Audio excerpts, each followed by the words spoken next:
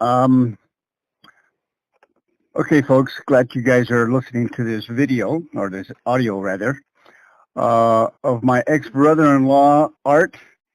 I think that you guys are going to get pretty excited of what you're about to hear. And we really wanted to just get one item out there for you guys to think about at a time, because the excitement that's brewing between us and uh, a heck of a lot more for Art. You'll get the gist of it once you hear one at a time. We just want you to absorb it. And if you have any friends or families that are actually going through the same situation that many patients that have lupus, I think you'll learn to appreciate that one at a time instead of all of the benefits that Art's getting, which are unbelievable. I think it's going to be a lot better to absorb and share.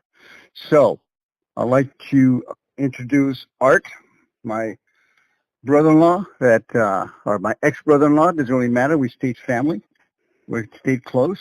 We both have that entrepreneurial edge, and I've been fortunate enough from God above to keep me healthy, and Art has unfortunately succumbed to the disease called lupus.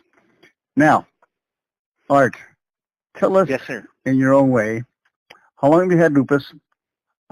When did you notice it first? When did it become a real burden?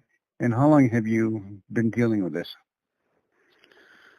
It was 1996, I believe, when I had my first blood clot, and it was in my main artery from my ankle up to my hip.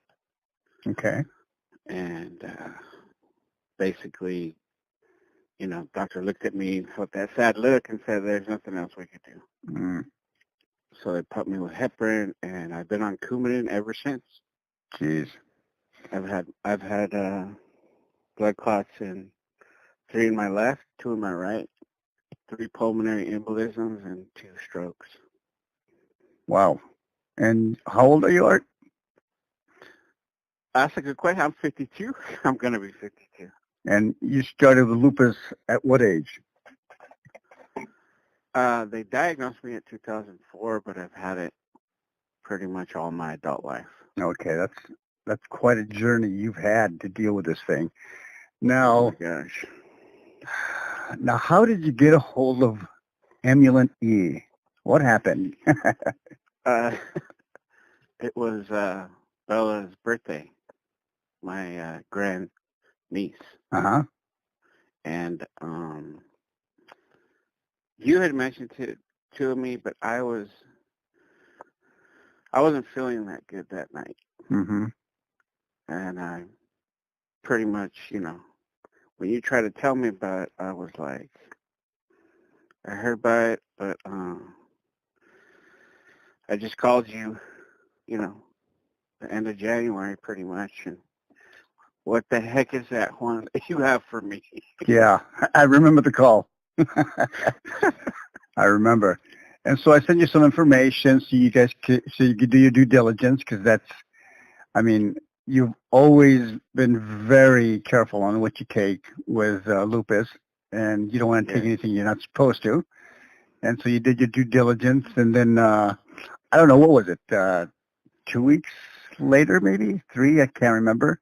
Um, you said you wanted to try it, so I ordered you some. And when you got it, it was pretty much the end of what? The end of January. The end of January, by the 28th of January, wasn't it? Exactly the Okay. 20th. So you've been on this for less than a month, or should I say? Let's see, what is today?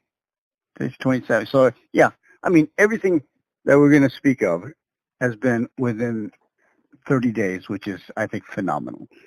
Yeah, it'll Now, be 30 days tomorrow. yeah.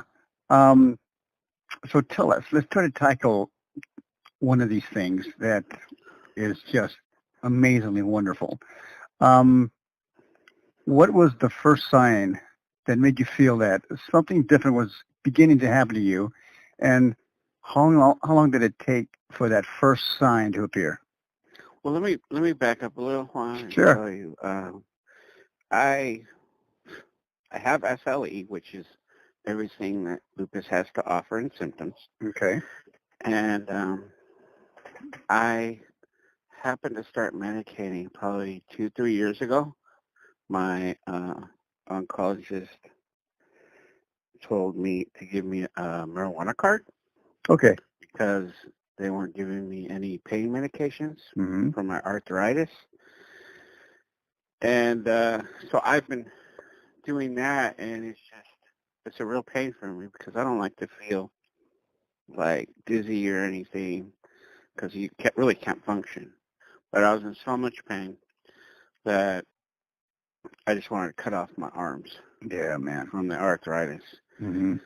So I started taking this the 28th of January.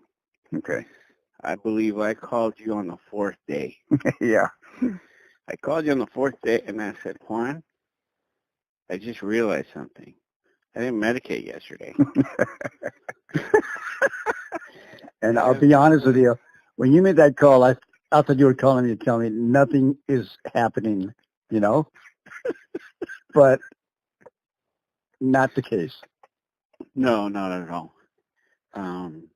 It was, I honestly, I thought it was, I don't know, a fluke or something, and you told me I'm going to make a believer out of you, and I'm like, still skeptical, you know, Yeah. Now but when happy at the same time. you said not medicate, elaborate on what you mean not medicate that day.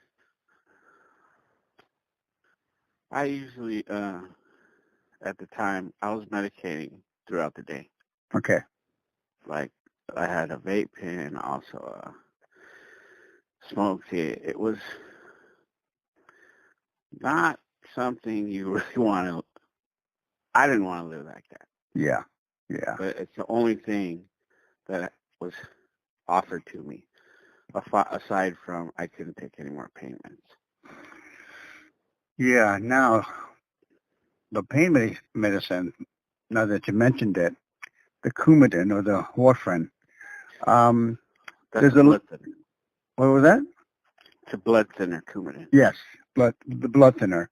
Now there's a little warning to that with Emulin and blood thinners, especially that particular medication where they advise you to stay away.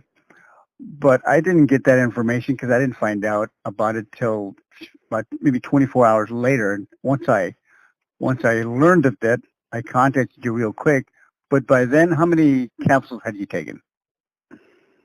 I was taking, let's see, when you saw me at Bella's party, or? No, when you actually had the Emulin in your hand and you started taking it, because I think you double dosed the first day and you did the second day, and then I said, wait a minute, I think you better slow down until I get back to you. Remember? Yes, I took 2 in the morning, Mm-hmm. 2 in the evening. The next day I took 2, which was Monday. Right. And then that night I took 1 because you and I had talks. Yeah. We spoke. So you actually took too many, considering the precautions that were brought into light. But as we noticed, it didn't affect it at all whatsoever. But we definitely want to be cautious, and we want to make sure that our doctors know what we're taking, and they're checking your blood and all that, because we definitely want to have everybody be safe, even though it's a wonderful supplement. So you took two, and then another 2, and then we went back to the 1 just to be nice and safe.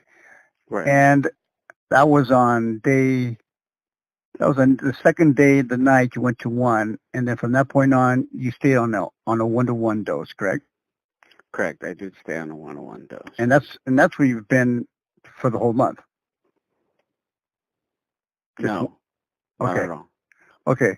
Because we spoke again because you were telling me about I should have a 3rd at noon. Mm-hmm. And I asked if I could have it just both in the morning because my pills. Okay. That way I could take them with my pills during the morning and at night. And I've been on 2 and 1 for probably 2 weeks, the last 2 weeks. Okay.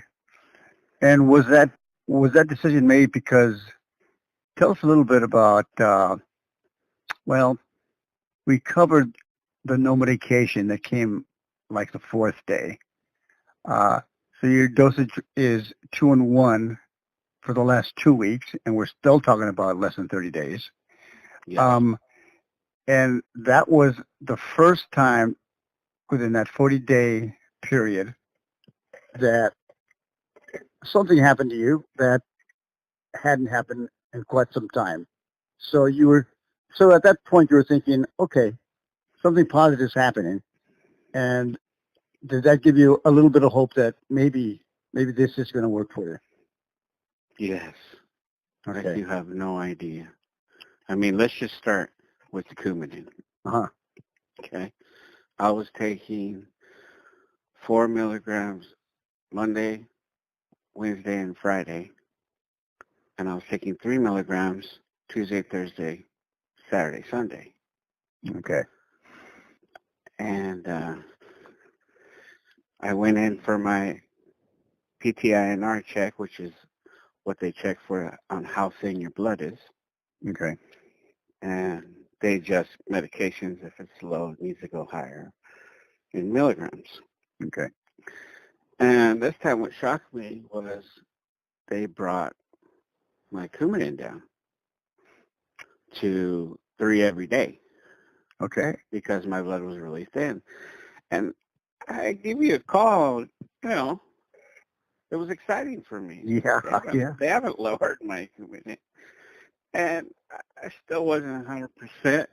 Yeah. But I was excited. I really was. So how many days or how many weeks were you on Emulin when you got the first lowering of your medication? 2 weeks. Okay. Now tell us, something else happened a couple of weeks or so, or even less, with that medication. Yeah. When I went to him again to check my thinness of my blood, it was still high. Okay. And now speaking to you, I'm at 2.5 every day. So the second visit, they lowered it again. Is that correct? That's correct. That's amazing. And now we're talking about less than 30 days here. Yes. Okay. Well, listen, we're going to stop there because there's a heck of a lot more things that we're going to share with people. And I just want people that have that medication and are dealing with the lupus disease, I want them just to absorb what's happening here in less than 30 days. And Art and I really want to share this with everybody we can get a hold of, or anybody that wants to hear. And we're going to be putting out these little audios. If we don't do it on a daily basis, we really want to put it out on every other day, because if you folks think this is exciting, we get other stuff that's going to blow your mind away. And I got to tell you guys, Art is calling me every morning, it seems like, with something that is just fabulous that's happening to his lupus disease. I also want to just put it out there that we're not saying Emulin cures any disease. That's not the point of this. We're just trying to tell you that when we give our body the right tools, our bodies know exactly what to do with that and start to heal our bodies. And that's the main thing here that we want people to know. Art, thank you so much for sharing, and I know that people are going to love you to death with all the other stuff that we're going to be sharing with them. Thank you very much. All right. Thank you, folks. Bye-bye.